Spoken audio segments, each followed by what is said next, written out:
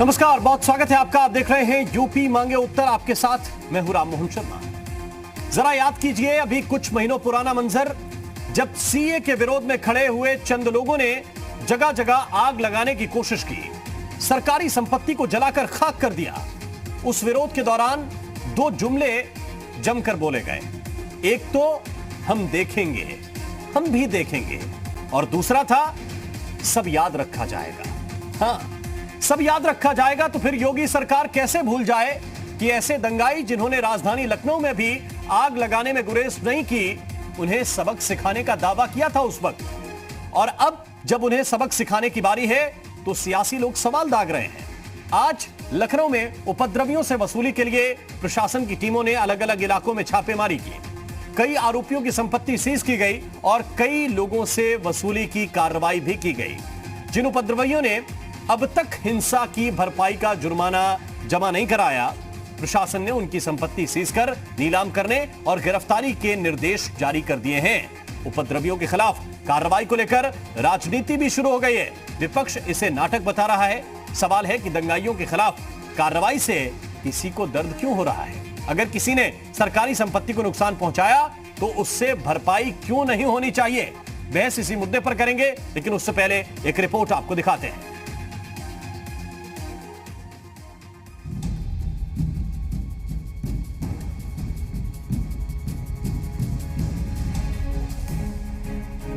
CA के विरोध में जिसने सरकारी संपत्ति जलाई, उनके खिलाफ शुरू हुई वसूली की कार्रवाई।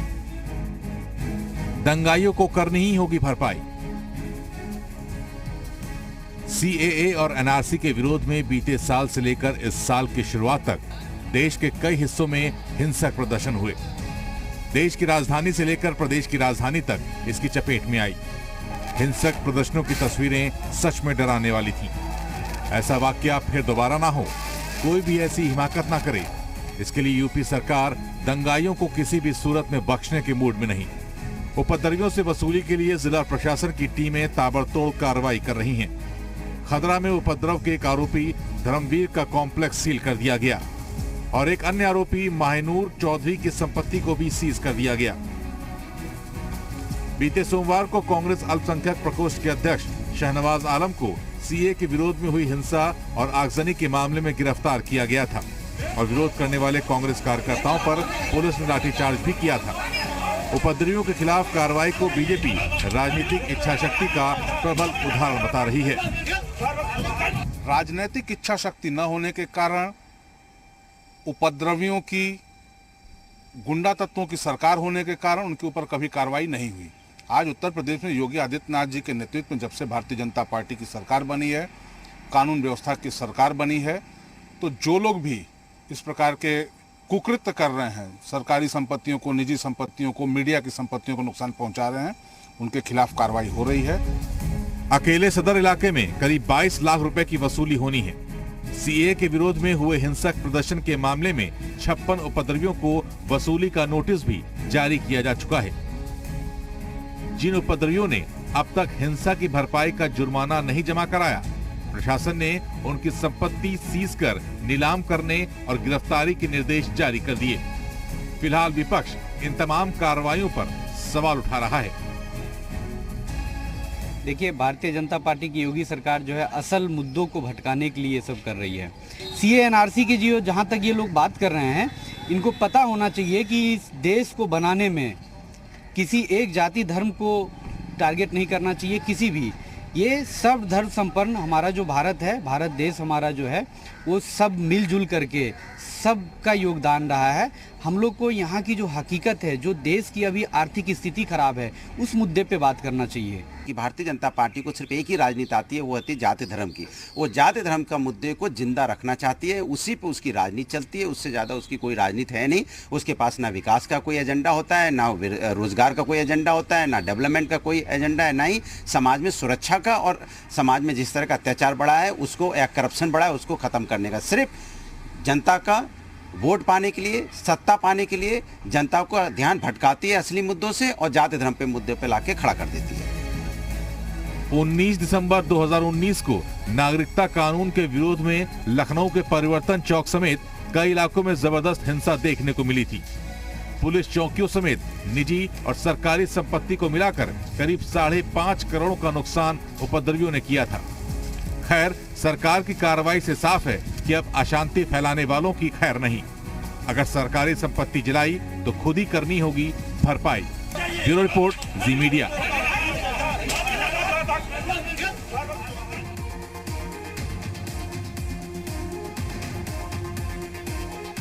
और आइए चर्चा की शुरुआत करते हैं। एक खास पैनल है, पहले मेहमानों से आपका परिचय करा दें, फिर चर्चा की शुरुआत करते हैं। डॉक्टर चंद्रमोहन हमारे साथ इस वक्त जुड़ रहे हैं, प्रवक्ता है भारतीय जनता पार्टी के। अनुराग भदौरिया हमें ज्वाइन कर रहे हैं, प्रवक्ता है समाजवादी पार्टी के। मनीष चौबे जी इस वक्त हमारे साथ हैं, नेता हैं कांग्रेस पार्टी के। अशोक सिन्हा जी हमें ज्वाइन कर रहे हैं, आरएसएस विचारक हैं आप। सैयद रजा हुसैन रिजवी साहब इस वक्त हमारे साथ जुड़े हुए हैं, मुस्लिम स्कॉलर हैं आप। और विक्रम सिंह जी हमारे साथ हैं, पूर्व डीजीपी हैं उत्तर प्रदेश के, एक्स आईपीएस हैं। बहुत बहुत स्वागत है आप सभी मेहमानों का। सबसे पहले चंद्रमोहन जी, ये जो प्रक्रिया चल रही है, कुछ लोग कह रहे हैं कि ये ध्यान भटकाने की भी कोशिश है मौजूदा परिस्थितियों से। आप इसे किस तरह से देखते हैं? क्या ये जरूरी कदम है जो सरकार वक्त पे उठा रही है?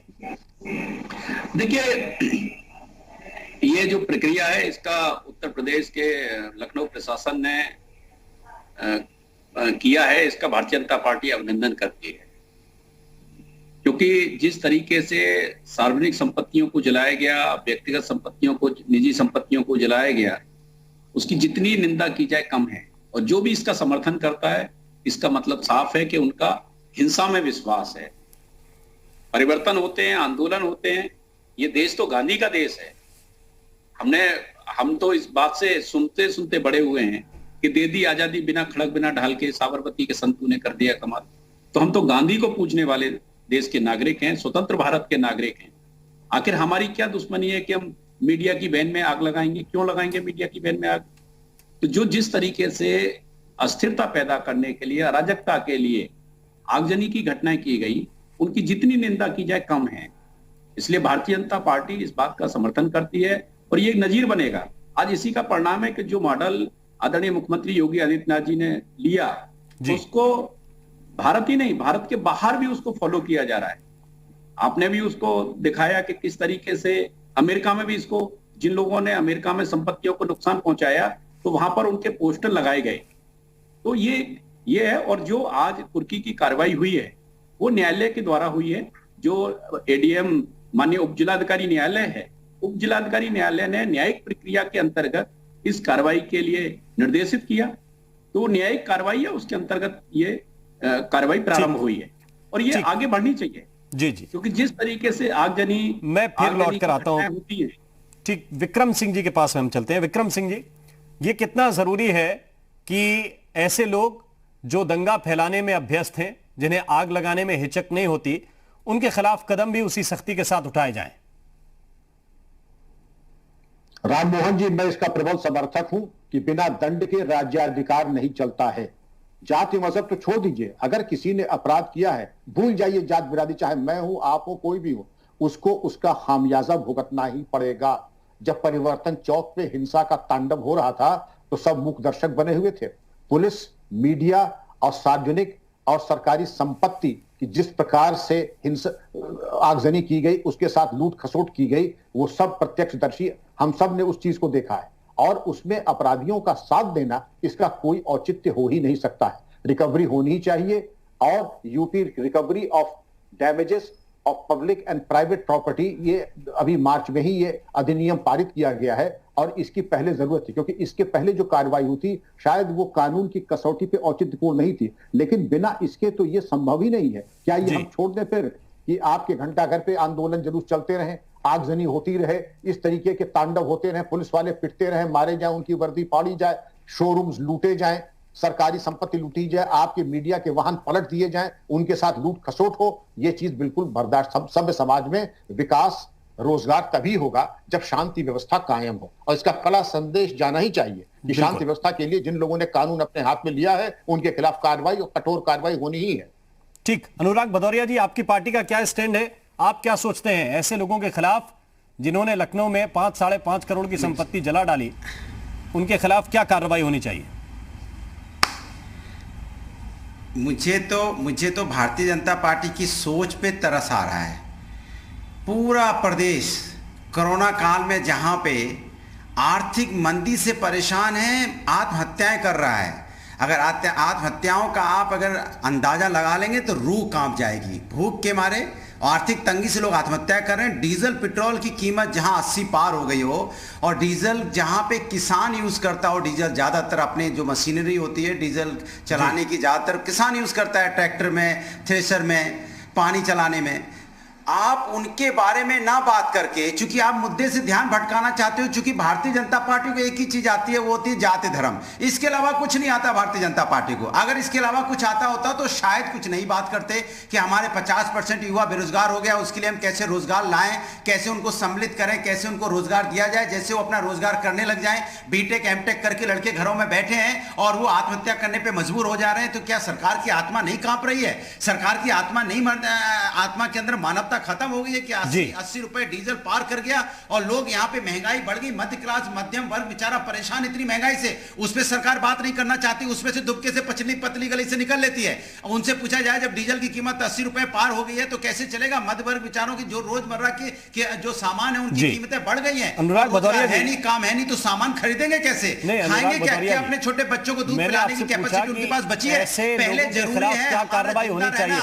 सुनिए, हमारा जिंदा रहना पहले जरूरी है, पहले हम जिंदा रहेंगे, उसके बाद देश कब होगा? हमारा आपका रहना जरूरी है ना, हमारा आपका रोजगार होगा तो हम इस देश में रहेंगे ना, इस देश के। तो आपको लग रहा है कि पूरे उत्तर प्रदेश की मशीनरी इसी काम में लग गई? ये क्या लाशों पे कानून काम? ये लखनऊ से जुड़ा हुआ एक केस है, इसमें पुलिस कार्रवाई कर रही है। मैं पूछना चाहता हूं, आप इस पे अपना स्टैंड बताइए ना। होती है क्योंकि कोरोना काल में हॉस्पिटल में आपके वेंटिलेटर नहीं है, हॉस्पिटल में दवाएं नहीं है, हॉस्पिटल में डॉक्टर नहीं, हॉस्पिटल में बाथरूम नहीं, हॉस्पिटल में बेड नहीं, वहां पे आप जानवर जैसा लोगों के साथ व्यवहार हो रहा है। कोरोना काल में लोगों की मौत। अनुराग भदौरिया, मैं जो प्रश्न पूछ रहा हूं उसका उत्तर तो दीजिए आप। ज्यादा हो रही है, आपने ओपीडी तक खोली नहीं है। कोरोना पे 25 बार आप चर्चा में बैठ चुके हैं, तो आप इन सब मुद्दों से ध्यान भटकाने के लिए दोबारा मैं जो पूछ रहा हूं, चले गए जाति धर्म, वाह वाह वाह वाह, इसमें जाति और धर्म की क्या बात है? हरे राम हरे राम हरे राम। मैंने कहा कि आरोपियों पे जो कार्रवाई हो रही है उस पर समाजवादी पार्टी का क्या स्टैंड है? शर्म नहीं आती भारतीय जनता पार्टी को? ये भगवान के बच्चे नहीं है क्या? भगवान के बच्चों को बेरोजगार रख के उनको आत्महत्या करने पे मजबूर करते हो, पाप पड़ेगा भारतीय जनता पार्टी को। पाप, कीड़े पड़ेंगे, कीड़े मरने के। अब ये बताइए आप अनुराग भदौरिया, आप लोगों को आत्महत्या करने पे मजबूर कर रहे हो। ये बताइए अनुराग भदौरिया जी, मुद्दा किधर ले जा रहे हो? भगवान ने तो सभी को बनाया है, 2-4 लोग ऐसे भी बना दिए जिन्होंने हमारी गाड़ी जला दी।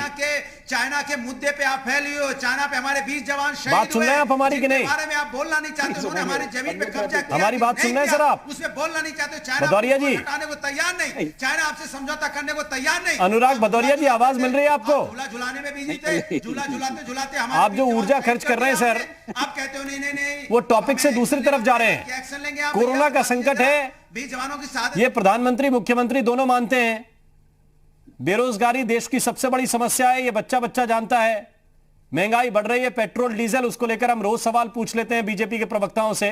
वो कहते हैं कि देश हित में राजस्व बढ़ाना दूसरी मदों में खर्चे के लिए जरूरी है। मैं जो आपसे प्रश्न पूछ रहा हूं उसका उत्तर आप देंगे कि नहीं?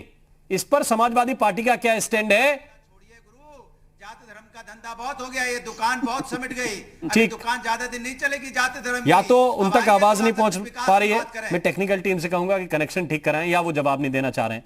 अनुराग भदौरिया, आपने पूरी कहानी बता दी, मुझे एक चीज नहीं बताई कि जिन लोगों पे कार्रवाई हो रही है, क्या करेगी? जिन लोगों पे कार्रवाई हो रही है, समाजवादी पार्टी समर्थन करती है उनका। अपना कार्रवाई करता रहेगा, उसमें क्या दिक्कत है? कानून कार्रवाई करे, लेकिन मैं पूछना चाहता हूं असली मुद्दा हो कहां चला गया? आप यही मुद्दा बचाए क्या? तो आप बताइए ना, कानून अपनी कार्रवाई करेगा, हम लोग क्यों मुंह बजाने बैठे हैं, टाइम खराब करने बैठे हैं? जब देश के अंदर में संविधान है, कानून है, अपना काम करेगा तो हम टाइम खराब क्यों कर रहे हैं? हम चाहते हैं डीजल पे डिस्कस हो, पेट्रोल पे डिस्कस हो, चाइना पे डिस्कस हो, आत्महत्या पे हो, किसानों पे हो, उसमें बारे में बात करने में क्या दिक्कत है भारतीय जनता पार्टी को? क्या भारतीय जनता पार्टी समस्या ये है आपकी कि जो आपको ठीक लगता है सिर्फ उसी पे डिस्कस हो, दिक्कत होती है? जाति धर्म की बात करना जो आपको ठीक लगता है सिर्फ उसी पे डिस्कस हो, आप ये चाहते हैं? करप्शन फैला हुआ है, आप ये चाहते हैं। लूट मची हुई है, पिछले 4 महीने से कोरोना पे डिस्कशन चल रहा है और आपके बोलने के क्या परिणाम निकले, जरा ये भी हमें बताइए। खतरनाक है जो परिवर्तन 4 महीने से अनुराग भदौरिया डिस्कशन कर रहे हैं कोरोना पे, पैसा लेना उससे भी ज्यादा खतरनाक है। मैं लौट के आता हूं आपके पास। बढ़ता चला जा रहा है, उससे भी ज्यादा खतरनाक है पशुपालन विभाग सैयद भ्रष्टाचार, रिजवी साहब, लिए जा रहे हैं करोड़ों के। 1 सेकंड भदौरिया जी, सैयद रजा हुसैन रिजवी साहब, प्रश्न आपसे है, ये कार्रवाई जायज है? दुकानें सील होनी चाहिए, संपत्ति सील होनी चाहिए ऐसे लोगों की जिन्होंने हिंसा फैलाई लखनऊ में? देखिए राम मोहन जी, कोर्ट की एक रूलिंग है कि साहब कोई दंगा, कोई फसाद, कोई धरना, कोई प्रदर्शन होगा और उसमें अगर कोई भी नुकसान होगा तो उस नुकसान की भरपाई उन दंगाइयों से, उन धरना प्रदर्शन करने वालों से वसूला जाएगा। तो उत्तर प्रदेश सरकार जो काम कर रही है, हमें लगता नहीं है कि उत्तर प्रदेश सरकार स्वयं ये काम कर रही है या किसी को सोच से समझ के वो कर रही है, या किसी के विरोध में, या किसी पार्टी के विरोध में, या किसी जाति के विरोध में वो कर रही है। हमें लगता है ऐसा नहीं है, क्योंकि जब कोर्ट ने कहा है साफ साफ, तो उसी आधार पर उत्तर प्रदेश सरकार ने एक कोर्ट का जो है वो आधार पा लिया और आधार के हिसाब से राम मोहन जी उन्होंने कार्रवाई शुरू कर दी। और कार्रवाई कैसे शुरू की भाई? उन्होंने वीडियो से देखा, सीसीटीवी कैमरे से देखा, और जब वो सच्ची पहचान हो गई कि साहब आग लगाने में, ओबी वैन को जलाने में, नुकसान पहुंचाने में, चौकी जलाने में, बसों को नुकसान पहुंचाने में, ईटा अद्धा चलाने में कौन कौन लोग रहे, फिर उत्तर प्रदेश सरकार ने उससे बढ़ के काम कर दिया। क्या किया काम? कि उनकी फुटेज ली और फुटेज लेने के बाद हर चौराहों पे फोटो लगा दी कि भाई यही लोग हैं, देख लीजिए, जो है वो दंगा फैला रहे थे, यही लोग आगजनी कर रहे थे, यही लोग हैं। तो अब जब एक नियम है, एक कानून है, तो जाहिर सी बात है उससे वसूला जा रहा है। अब हमारे लायक दो जो भदौरिया साहब कह रहे हैं कि साहब वो कोरोना है और ये है, तो भाई और भी तो काम है। पुलिस अपना काम करेगी नहीं करेगी? पुलिस को अपनी चार्जशीट फाइल करना है कि नहीं करना है? पुलिस को कोर्ट को जवाब देना है कि नहीं देना है? ये सही है कि कोरोना है और चल रहा है और उसमें जो है सरकार अपना जिस तरीके से काम करना वो कर रही है सरकार, लेकिन सरकार को इस तरफ भी देखने की जरूरत है कि अगर ये मुकदमा है तो इस मुकदमे में, और राम मोहन जी बताना चाहता हूं कि यही कारण है कि उत्तर प्रदेश में जो तेजी से दंगा फैल रहा था, और सीए एनआरसी है क्या?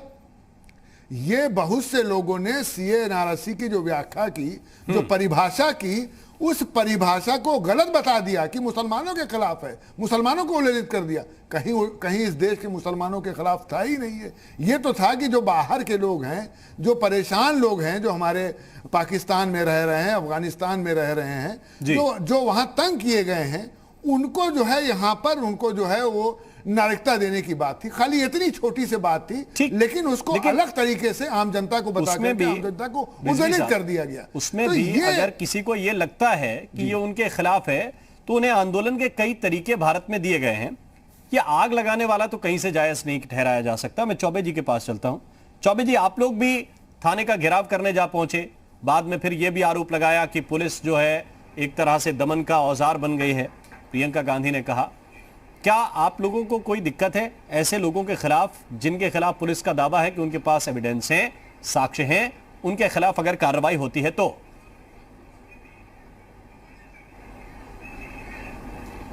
नहीं राम मोहन जी, ऐसा है कि हम जो मतलब ये सीएए एनआरसी का विरोध कर रहे हैं लोग, कांग्रेस पार्टी, इसके जो कार्रवाई की जा रही है, भारतीय जनता पार्टी के जो क्रियाकलाप है, उनके कार्रवाई करने का तरीका है, जो उनका सिस्टम है, हम कांग्रेस के लोग उनका विरोध कर रहे हैं। ठीक है कि पुलिस के पास एविडेंस है, अब मीडिया के वैन में आग लगाना या सरकारी संपत्ति का नुकसान करना वो गलत है, लेकिन हमारा विरोध करना, धरना करना, प्रदर्शन करना, अगर वो गलत है, अगर लोकतंत्र में अगर ये गलत है, तो फिर धरना प्रदर्शन करने के खिलाफ भारतीय जनता पार्टी तुरंत FIR करा दे रही है जी। आप किसी भी चीज में विरोध करिए या कुछ भी आप ले लीजिए, कांग्रेस पार्टी हो चाहे सपा पार्टी, कोई भी कर रहा है, तो इस समय भारतीय जनता पार्टी का सीधा एजेंडा है कि आप उनके पीछे, बड़े बड़े नेताओं के पीछे CBI लगा दीजिए, उनके पीछे मोटी फाइल करा दीजिए, उनको जेल में बंद करा दीजिए। अभी हमारे प्रदेश अध्यक्ष जी को आपने देखा, अजय लल्लू जी को, केवल छोटी सी न बात थी कि हमारे मजदूर भाइयों के लिए कांग्रेस पार्टी ने बस उपलब्ध कराया, उसमें भेजने के लिए 24-25 दिन उठा के जेल में बंद करा दिया। तो ये कहाँ का न्याय है? हम लोग उसका विरोध कर रहे हैं। हम ये नहीं कह रहे हैं कि आप जो दंगाई है या जो गलत काम कर रहा है उसको कानून बैठा है, प्रशासन बैठा है, वो जांच करेगा, वो सजा देगी, कोर्ट में जाएगा, वो देखेगा। अल्पसंख्यक प्रकोष्ठ के चेयरमैन हैं उत्तर प्रदेश में, उनकी गिरफ्तारी के विरोध के लिए गए थे और पुलिस का यह दावा है कि सबूत हैं उनके पास, और आप लोग कह रहे हैं कि पुलिस दमन कर रही है। हाँ, नहीं तो सबूत है तो उसको दिखाए ना। जिस तरीके से आप सबूत है कुछ पेश नहीं किया, रात में आप किसी के घर में जबरदस्ती घुस जा रहे हैं, घर में घुस के उठा ले जा रहे हैं, ये कहाँ का कानून है? ये कहाँ का तरीका है? कोई वो अपराधी तो है नहीं, हमारे प्रदेश है अल्पसंख्यक विभाग के जी। आप जाइए ना, गिरफ्तार करिए, अगर उनके खिलाफ सबूत है तो आप गिरफ्तार करिए। लेकिन ये कौन सा तरीका है कि आप किसी के घर में घुस जाइए, जबरदस्ती उठा ले आइए? कोई सबूत है तो दिखाइए भी, तो उसको फुटेज भी तो होनी चाहिए, बाहर भी तो आए वो। तो पहले आप सबूत दिखाएं, इसके बाद गिरफ्तारी करने जाए। अशोक सिन्हा जी, क्या एक तरफा कार्रवाई हो रही है? क्या धर्म देखकर कार्रवाई हो रही है?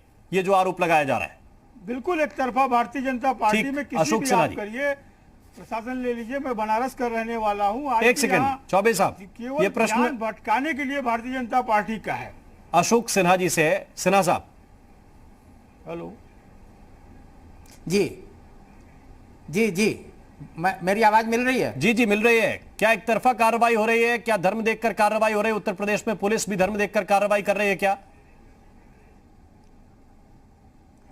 जनता जब अपने मतों से किसी सरकार को चुनती है तो सरकार का प्राथमिक कर्तव्य है कि वो लॉ एंड ऑर्डर मेंटेन करे। लॉ एंड ऑर्डर के लिए कानून होता है और कानून के अनुसार पुलिस कार्रवाई करती है। इसमें कानून जो है वह धर्म, जाति, पंथ, मजहब ये नहीं देखता। वह देखता है अपराधी कौन है। अपराधी किसी भी जाति का हो सकता है, किसी भी धर्म का हो सकता है, किसी भी मजहब का हो सकता है। अभी जो कार्रवाई हुई है वो दोनों संप्रदायों के ऊपर हो रही है। ऐसा नहीं कि एक ही संप्रदाय है, उसमें हिंदू की भी दुकान बंद की गई, सील की गई है जी। तो ये जो कहना कि जाति, धर्म, पंथ के आधार पर की जा रही है, ये शायद उन लोगों की सोच है जिनकी राजनीति ही धर्म, जाति और पंथ के आधार पर बटी हुई है और उसी के पर आधार होकर के वोट बैंक को बांट करके और वो मत हासिल करते हैं। इसलिए वो बोल भी रहे हैं। मैं समझता हूं शायद ये इशू ऐसा है, इसमें इस पैनल में जो 6 लोग बैठे हुए हैं, किसी को भी विरोध नहीं करना चाहिए, क्योंकि कानून अपराधी को सजा देता है और उसके लिए न्यायालय भी बना हुआ है। यदि आपको लगता है कि हमारे साथ अन्याय हो रहा है, हमें जाति पंथ के आधार पर हमें प्रताड़ित किया जा रहा है या हमारे खिलाफ सबूत नहीं, तो वो न्यायालय में जा सकते हैं। पुलिस कानून के ही आधार पर अपना काम करती है और पुलिस के नजर में अपराधी अपराधी होता है, वो जाति पंथ संप्रदाय के आधार पर नहीं होता। तो करो, लेकिन कम से अब जहां तक हमारे समाजवादी पार्टी के प्रवक्ता है महोदय, मैं बता दूं, मैं काशी हिंदू विश्वविद्यालय से पढ़ा हुआ व्यक्ति हूँ। इनकी पार्टी का जो चुनाव वो स्टूडेंट यूनियन थी, सारा बीएचयू जला कर रख दिया था, हॉस्टल जला दिया, बीएचयू के तनी हर समय हो जाता था, बंद हो जाता है। तो मत बोला सभी विश्वविद्यालय में देखिए इनके ही छात्र संगठन ने आगजनी की है। तो जब सार्वजनिक संपत्ति जो हमारे टैक्स पेयर की संपत्ति है, जो समाज की संपत्ति है, उसको जलाने वाला व्यक्ति न केवल अपराधी है। ठीक है, एक छोटा सा ब्रेक, हम फिर से चलते हैं डॉक्टर चंद्रमोहन जी के पास। डॉक्टर चंद्रमोहन जी, आपने अनुराग भदौरिया की बात सुनी होगी पहले। उनका कहना है कि ये दूसरी चीजों पर ध्यान नहीं दे रहे हैं और अपने पुराने एजेंडे पर लौटने का प्रयास है आप लोगों का। अब देखिए, जिसकी जैसी नियत होती है वैसी सोच होती है और वैसा ही उसका वाचन होता है। मैं पूछना चाहता हूं कि समाजवादी पार्टी के तमाम नेता उत्तर प्रदेश में पॉजिटिव हुए, उनके उपचार कहां पर हुए? उन्होंने प्रशंसा किसकी की? धर्मेंद्र यादव जी जो पूर्व सांसद हैं बदायूं के, वो उनका उपचार हुआ कि नहीं हुआ? किसने उनका उपचार किया? उत्तर प्रदेश में ही हुआ ना। तो इनको शर्म आनी चाहिए। और भी इनके एमएलसी और बाकी सब तमाम उत्तर प्रदेश में जर्नलिस्ट से लेके आम आदमी से लेके खास आदमी तक सबको उपचार उत्तर प्रदेश के चिकित्सकों ने किया। अब कम से कम कोरोना योद्धाओं का अपमान तो मत कीजिएगा ये सब कह के कि कुछ नहीं हो रहा है, कुछ नहीं हो रहा है। आपको उनको जो लीगल आपको हेल्प करनी है वो करो आप। नहीं अब वो भैया किसने बनाई? आपने जो नहीं आपने अखिलेश जी ने और आपने जो बनाया वो अपना खेत बेच के बनाया क्या? पार्टी ने कोई बनाया है तो बताओ ना। अरे भारतीय जनता पार्टी ने मेडिकल कॉलेज हुआ तो बताओ ना। 3.5 साल में कोई मेडिकल कॉलेज बनाया है तो बताओ ना, जहाँ पे इलाज हुआ है। बताओ भैया, बताओ। नहीं बता पाओगे क्यों? काम तो कुछ किया ही नहीं है। दूसरे का काम को अपना काम बताना है। मैं चैलेंज करता हूं, बताओ नाम, जनता सुन रही है, उत्तर प्रदेश की जनता, आप बताओ कौन सा मेडिकल कॉलेज आपने बनाया जिसमें कोरोना का इलाज लोग करवा रहे हैं? एक मेडिकल कॉलेज का नाम बता दो। एक एक करके एक रोड जिम्मेदारी है, हम लेंगे और हमने की है।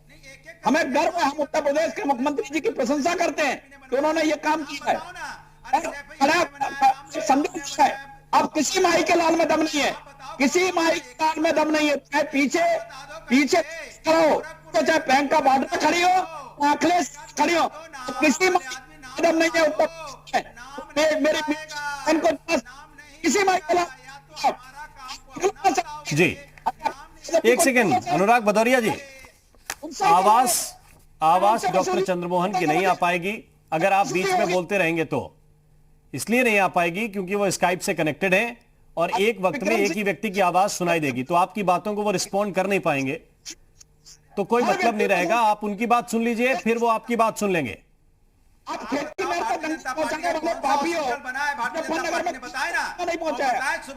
तो एक सेकंड रुक तो जाइए, बताने के लिए वक्त तो दीजिए। आप लगातार बोलते रहेंगे तो प्रश्नों का उत्तर कैसे मिलेगा? नहीं बता पाएंगे। आपने 20-25 सवाल पहले राउंड में पूछ लिए, उत्तर देंगे ही नहीं, तो जवाब तो ले लेने दीजिए। बताएंगे आगरा, पूछोगे आगरा तो बताएंगे लंदन, आप पूछोगे बात तो ये बात का जवाब देंगे नहीं। इनसे बताओ, एक सेकंड रुक जाइए ना, पश्चिम पूछोगे पश्चिम तो एक सेकंड रुक जाइए, अपनी बारी का इंतजार कर लीजिए। पहले चंद्रमोहन जी की बात सुन लीजिए, आपको आपत्ति है अपनी बारी में उन्हें काट दीजिएगा। ठीक, चंद्रमोहन जी बोलिए। तो सब जानते हैं कितनी बुद्धि है आप में, क्या क्या बोल रहे थे। एक लाइन की बात थी, नाताताइयों पर कार्रवाई होना उचित है या अनुचित है? अनुचित है तो क्यों है? आपने बाबा साहब भीमराव अंबेडकर जी का संविधान पढ़ा है कि नहीं पढ़ा है? जाओ संविधान के रास्ते, चैलेंज करो संविधान से, किसी ने रोका है क्या आपको? माननीय न्यायालय का निर्णय, अपर जिलाधिकारी के न्यायालय का निर्णय वो लागू हो रहा है, आपको क्या परेशानी हो रही है? क्योंकि समाजवादी पार्टी का चेहरा उजागर हो रहा है, वोट बैंक की पार्टी। ठीक, अब अनुराग भदौरिया जी। हम आपका स्वागत करते हैं जी। देखिए, मैं इनसे पूछ रहा था सीधी सी बात, अगर भारतीय जनता पार्टी ने कोई भी हॉस्पिटल बनाया हो कोरोना का जिसमें इलाज चल रहा हो लोगों का, तो नाम बता दे। एक भी नहीं बनाया। लखनऊ में कैंसर हॉस्पिटल हमारा बनाया हुआ खड़ा है, लेकिन ये उसका उद्घाटन नहीं कर रहे हैं, कैंची नहीं खोज पा रहे हैं, उसका फीता नहीं खोज पा रहे हैं, कहीं समाजवादियों का नाम न हो जाए। मैं तो कहता हूं प्रभु उस पर नाम लिख दो, भारतीय जनता पार्टी का लिख दो आप, लेकिन उसका उद्घाटन कर दो जिससे लोगों का इलाज हो जाए, जनता का इलाज हो जाए। आप बड़ी उसकी बात करते हैं कानून व्यवस्था की, तो इतना बता दो कि सुब्रत पाठक जो कन्नौज के सांसद हैं, एक दलित अधिकारी के घर में घुस के उसको मारते हैं, उसकी बेटी आज तक नहीं सो पाती है, डर के मारे कि मेरे पापा को पीटने आए थे। क्या एनएसए लग गया? क्या रासुका लग गया?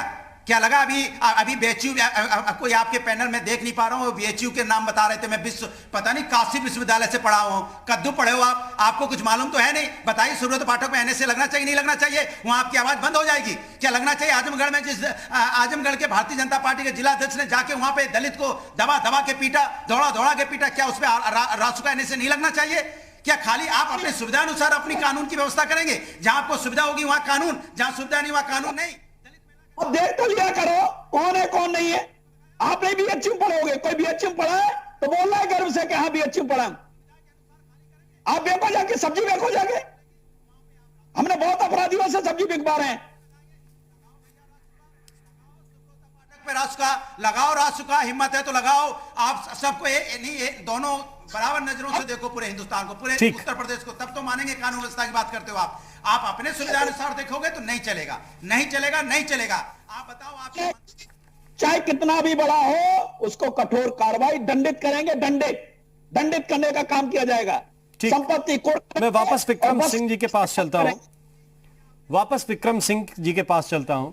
क्या विक्रम सिंह जी, आपको लगता है कि यह देखा जा रहा है कि कौन अपराधी है, किस धर्म का है, इसके आधार पे कार्रवाई हो रही है, या फिर जिसने बस जलाई, मोहन जी, जिसने गाड़ियां जलाई, जिसने तोड़फोड़ की, जिसने लोगों को उकसाया, उनके खिलाफ कार्रवाई हो रही है?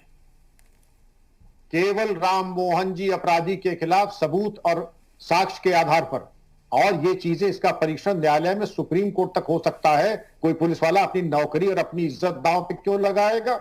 गलत सलह लोगों को या जाति धर्म या जबरदस्ती किसी को जेल क्यों भेजेगा? क्योंकि पुलिस वाला रहता है 36 साल तक नौकरी में, वो केवल संविधान और कानून के आधार पर कार्रवाई करता है। और सबूत और साक्ष्य पे अगर कोई ठीक है, किसी विद्वान प्रवक्ता ने बिल्कुल सही कहा कि अगर आपको कोई शिकायत है विवेचना से, अदालत के दरवाजे खुले हुए जाकर के शिकायत कर दीजिए, लेकिन वहां होता नहीं। और आप ये इस बात की प्रतीक्षा करते हैं कि जब नॉर्मल टेम्परेचर पर वो आदर्श देश काल परिस्थिति कभी नहीं आएगी जब हर जगह बिल्कुल अमनो अमान हो, हर जगह बिल्कुल शांति हो, तब विवेचना हो, वो घड़ी कभी नहीं आएगी। लेकिन उस शांति के लिए अगर आप प्रयासरत रहते हैं, अपराधियों को जेल में डालते हैं, तो शांति आएगी, फिर रोजगार भी आएगा, फिर मेडिकल कॉलेज में सुचारू रूप से दवा भी होगी। लेकिन अगर अराजकता का माहौल होगा तो ये मान के चलिए घर से कोई निकलेगा नहीं, सब इतने भयाक्रांत होंगे। इसलिए जरूरी है कि पुलिस की विवेचना समय के हिसाब से, जो सीआरपीसी कहती है 90 दिन के अंदर चार्जशीट लग जानी चाहिए, समय अवधि का ध्यान रखते हैं, क्योंकि अगर नहीं करेंगे तो आरोपियों को उसका लाभ मिलेगा और उनकी जमानत होगी। फिर वो मूंछ पे ताव देकर के बहाना कहेंगे क्या कर लिया पुलिस ने और क्या कर लिया शासन प्रशासन ने। इसलिए समय रहते समय के अंदर, क्योंकि कोई ना कोई महामारी हमेशा रहेगी, कोई ना कोई महंगाई हमेशा रहेगी, कोई ना कोई बिंदु हमेशा रहेगा। विक्रम सिंह, अनुराग भदौरिया कुछ कह रहे हैं, थोड़ा शॉर्ट में भदौरिया सवाल पूछ लूं डीजीपी साहब से। जी पूछ लीजिए। डीजीपी साहब से एक सवाल पूछना चाहता हूं। पूछ लीजिए। सीनियर हमारे मेरे मन में उनके लिए बहुत जिद्दत और सम्मान है, पारिवारिक रिश्ता है। सर इतना बता दीजिए कि कन्नौज का सांसद जिसने दलित अधिकारी के घर में घुस के पीटा, जिसकी बच्ची आज भी साइकोलॉजी रूप से चिल्लाती है मेरे पापा को पीटने आज तो नहीं रहे वो लोग सांसद जी, क्या उन पे धाराएं नहीं लगनी चाहिए थी? क्या पुलिस को उन्हें जेल नहीं भेजना चाहिए था? क्या उन पे आज तक उनको जेल के अंदर नहीं होना चाहिए था? बस इतना पूछना चाहता हूं। डीजीपी साहब, अगर आपकी बात सही है और अगर ऐसा हुआ है, इन आरोपों में मैंने सांसदों को, मंत्रियों को जेल भेजा है। अगर नहीं तो गोरखपुर के तत्कालीन मंत्री का पता लगा लीजिए जिन्होंने सिपाही के ऊपर हाथ उठाया था। अगर आपके आरोप सही है, मेरा अपना भी मत है, सांसद हो, मैं हूं, आप हो, तो उसके खिलाफ कानूनी कार्रवाई होनी ही चाहिए। तो सर यहां पे 3 चीज चल रही है इस सरकार में, जाति, धर्म और दल। अगर आप जाति धर्म के अलावा भारतीय जनता पार्टी के हैं तो आप पे कोई कार्रवाई नहीं करेगी, किसी विधायक पे नहीं होगी, किसी सांसद पे नहीं होगी, किसी जिलाध्यक्ष पे नहीं होगी। आजमगढ़ के भारतीय जनता पार्टी के जिलाध्यक्ष दलितों को घर में जाके दौड़ा के उनके बेटे पीटते हैं, कोई रासुका नहीं लगता है। उसी तरह से दूसरी घटना दूसरी जगह होती है तो फट से रासुका लग जाता है। तो मैं ये जानना चाहता हूं कि भारतीय जनता पार्टी जो है ये क्या एक नजर से क्यों नहीं देखती लोगों को, हर चीज को जाति धर्म पे और दल पे क्यों लेके जाती है? आप कानून की इतनी बातें करती है भारतीय जनता पार्टी, हकीकत में आप जो आदर्श परिस्थिति की बात कर रहे हैं, मुद्दा है क्वारंटाइन सेंटर का, मुद्दा है हॉस्पिटल का, अनुराग भदौरिया जी अब सुन तो लीजिए, मुद्दा है डेवलपमेंट का, मुद्दा है यहाँ पे चाइना के बॉर्डर का, ठीक, उसपे भारतीय जनता पार्टी चुप हो जाती है। अब अनुराग भदौरिया सुन रहे हैं आप? कौन सा सबसे सवाल आप ही पूछोगे, सवाल और बवाल आप ही। एक सेकंड सुन तो लीजिए, फिर दूसरे मेहमानों के पास भी जाना है। सवाल यह है कि आप आदर्श की उम्मीद तो करते हैं, लेकिन क्या स्वयं आदर्श करते हैं? क्या वो परिस्थितियां बनती हैं? गायत्री प्रजापति का केस किसको मालूम नहीं है कि आप लोगों की सरकार में पता नहीं था? तो अगर आदर्श की आप उम्मीद करते हैं, गायत्री प्रजापति कहां है? मैं आपसे पूछ रहा हूं, आपने क्या किया था? कह दीजिए कि भारतीय जनता पार्टी कब केस सामने आया था? भेज दिया और क्या किया था? कब केस सामने आया था? प्रजापति जेल में है। कब जेल में भेजा था? अभी तो बताए थे डीजीपी साहब, जिसके साथ मैं ये पूछ रहा हूं, कब गायत्री प्रजापति पे आरोप लगे, कब आपने जेल भेजा?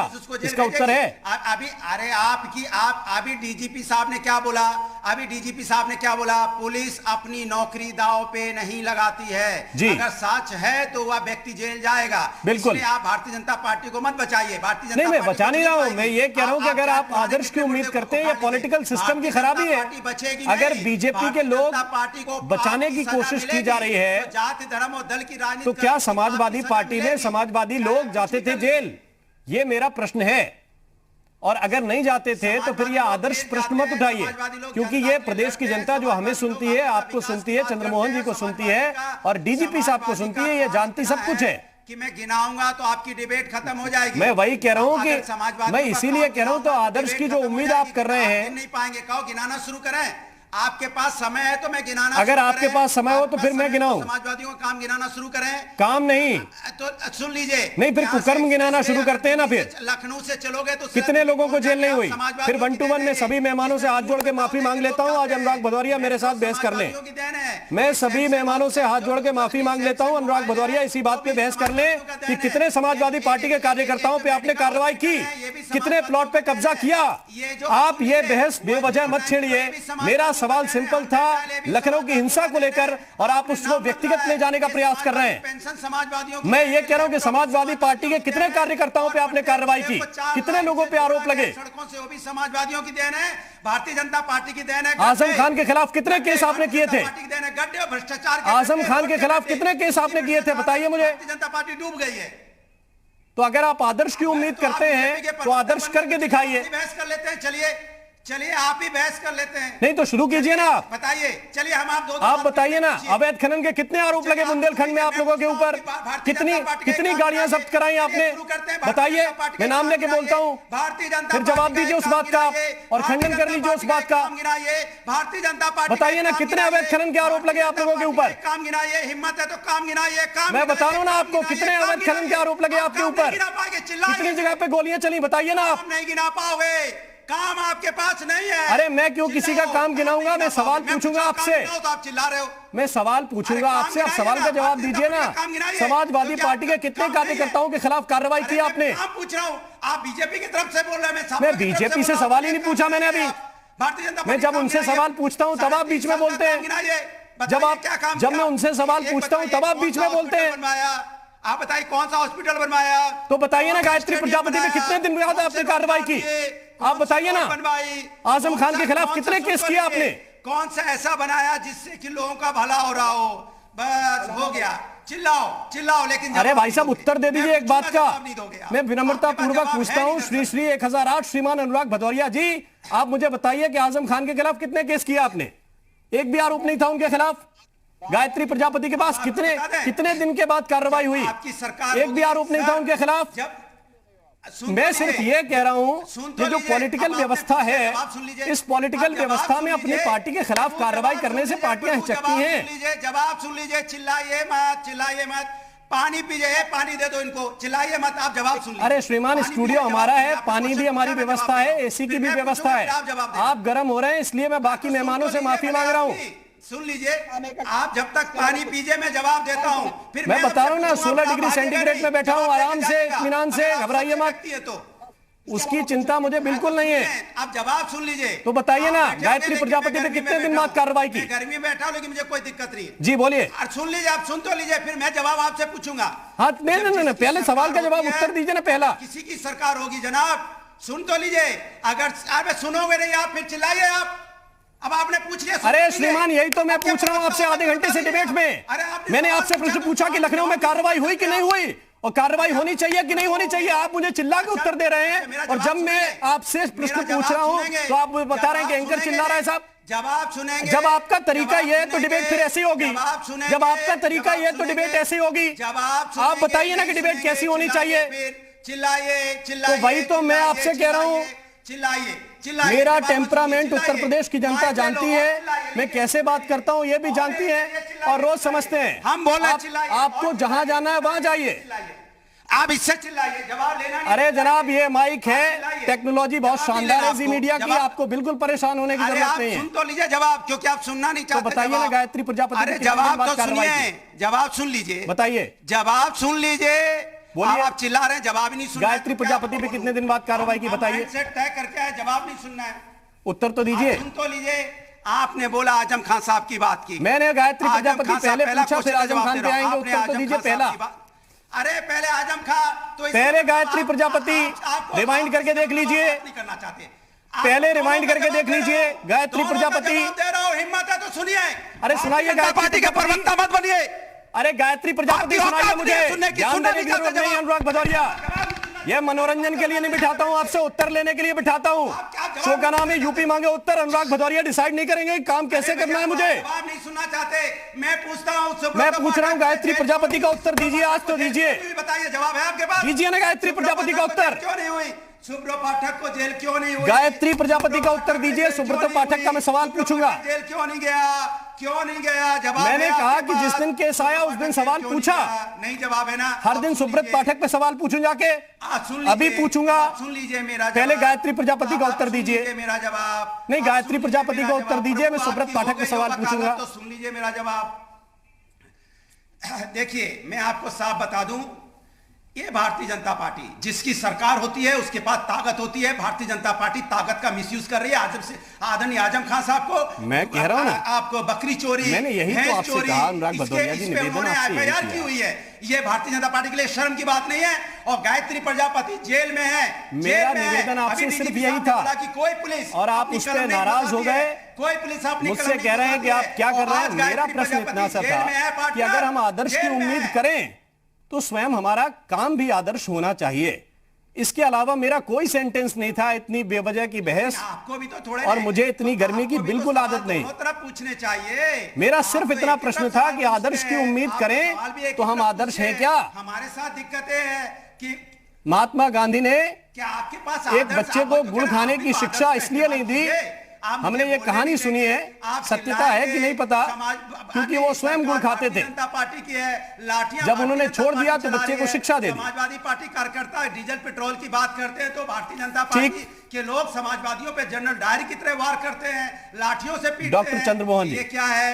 ये सरकार ठीक। अब डॉक्टर चंद्रमोहन जी, आप लोग शक्लें देख देख कर, पार्टी का नाम देख देख कर कार्रवाई करते हैं, ये आरोप है विपक्ष का।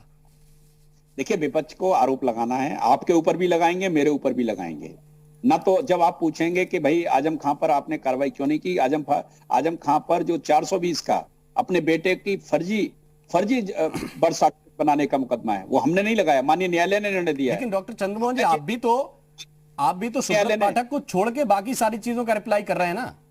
नहीं, हम सुब्रत पाठक को छोड़ नहीं रहे हैं। जिसकी कंप्लेंट आएगी उस पर कार्रवाई होगी। अब सहारनपुर में जब कंप्लेंट आई, कार्रवाई हुई, ऐसा नहीं है। कार्रवाई हमेशा हो रही है। लेकिन आप बेवजह की बातें, मौलाना नजीर को जो दंगाई था मुजफ्फरनगर का, मौलाना नजर, उसको कौन विशेष विमान से लाया था? मुख्यमंत्री का विमान गया था मेरठ और उनको लेके आए थे यहाँ और 5 कालिदास मार्ग पे भोजन कराया था और कहा था कि माफ कर दीजिए, दंगा मत करिए। तो दंगाई को कौन भोजन करा रहा था? किसको नहीं पता है? उस सीन को मैं तो नहीं भूलता, मौलाना नजर को, जो खेत की मेहर तक दंगा पहुंचा था। और गायत्री प्रजापति, मनोज पारस, कौन भूला इनको? गायत्री प्रजापति के लिए चुनाव प्रचार करने कौन गया था? अखिलेश यादव गए थे कि नहीं गए थे? जी। गायत्री प्रजापति कैसे इतने वो हो गए, आप मुझे बताओ। लेकिन अपने नेताओं पे कंट्रोल नहीं रखेंगे, ये आप भी कहते हैं क्या? या फिर ये सिस्टम, पॉलिटिकल सिस्टम में एक तरह का वायरस ही है कि अपनी पार्टी के लोग थोड़े से नजरअंदाज करने की आदत सबको होती है? नहीं, कोई नहीं है भाई। मैं आपको, राममोहन जी, आज उत्तर प्रदेश में योगी जी को लेकर तो लोग शिकायत करते मिलते हैं। मीडिया के लोग कहते हैं कि भाई भाजपा के लोगों को एहसास नहीं हो रहा कि वो सरकार में है जी। तो आप योगी जी से तो ये शिकायत है लोगों को, बहुत लोगों को। मीडिया के लोग भी कहते हैं, हमसे सवाल करते हैं, भाई साहब सब अच्छा है लेकिन भाजपा के कार्यकर्ताओं को नहीं लग रहा है कि सरकार हमारी है। भाई सरकार कैसे लगेगी? मैं रामपुर जिले का ही प्रभारी हूँ, आपने पता ही है, मैं रामपुर में रहा लगातार, लोकसभा चुनाव में, बाकी उपचुनाव में। तो लोग मुझसे कहते थे कि भाई ये नहीं लग रहा है कार्यकर्ताओं को सरकार में। सरकार कैसे होती है भाई, मुझे भी बता दो, सरकार का मतलब क्या होता है? मैंने कि भाई सपा का मॉडल सरकार का, वो भाजपा का मॉडल नहीं होगा। ये दीनदयाल उपाध्याय की पार्टी है, ये पंडित अटल बिहारी वाजपेयी की। सैयद रजा हुसैन साहब, आपने शुरुआत, मॉडल सपा वाला हो ही नहीं सकता। सपा वाला तो विकास की राजनीति करते हैं, भारतीय जनता पार्टी जाति धर्म और दल की राजनीति करती है, तो मॉडल तो हो ही नहीं सकता। सैयद रजा हुसैन रिजवी साहब, आपने शुरुआत में कहा कि पुलिस के पास भी यह बाध्यता है कि तय लिमिट में उसे काम करके देना है, फिर लोग इसे धर्म के चश्मे से क्यों देखने की कोशिश कर रहे हैं? क्या आग लगाने वाले ने यह सोचा कि वो धर्म के लिहाज से बस जला रहा है?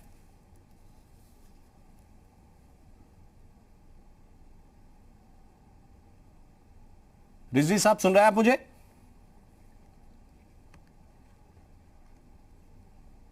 रिजवी साहब, आवाज मिल रही है आपको?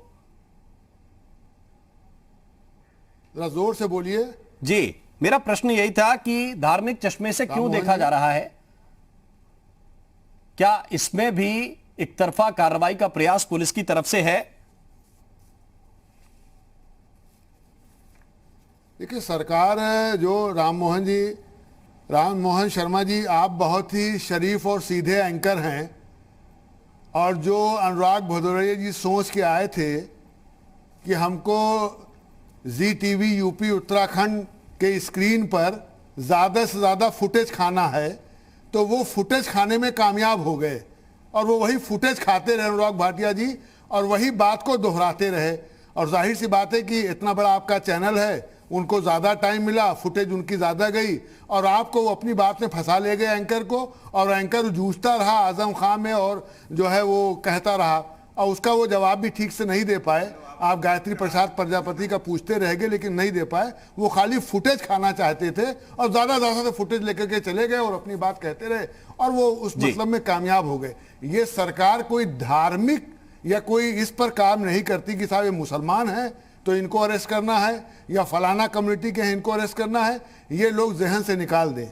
ये सरकार सबकी है, जैसा कि हम लोग रहते हैं लखनऊ में, हम लोग देखते हैं बहुत करीब से, लेकिन कुछ पार्टियां अपने हिसाब से अपने मतलब से काम करती हैं, उनको करना भी चाहिए क्योंकि वो हैं पार्टी, वो समाज में हैं और समाज में उनकी पार्टियां हैं, तो जाहिर सी बात है उनके वोटर हैं, उनके वोटर के लिए उनको अपनी बात चाहे सही हो चाहे गलत किसी न किसी तरीके से रखना चाहिए और वो रखते हैं।